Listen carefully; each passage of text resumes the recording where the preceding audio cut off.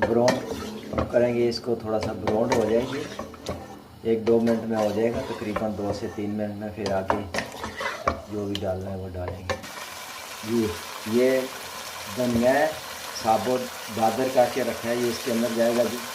बिस्मिल्लाहिर्रहमानिर्रहीम। ये थोड़ा सा नमक और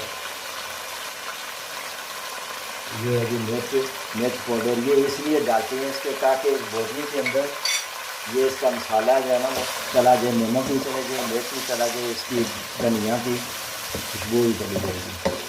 हल्का सा ब्राउन करेंगे इसको, फिर मैं इसको निकाल लूँगा जी। ये थोड़ा सा हो गया है, फिर इसको मैं दम में रखूँगा 2-4-5 मिनट के लिए, ताकि ये जो मसाले डाले हैं इस गोश्त के अंदर चले जाए। बिस्मिल्लाह, ये हो गया जी। अभी मैं ये देखना इसकी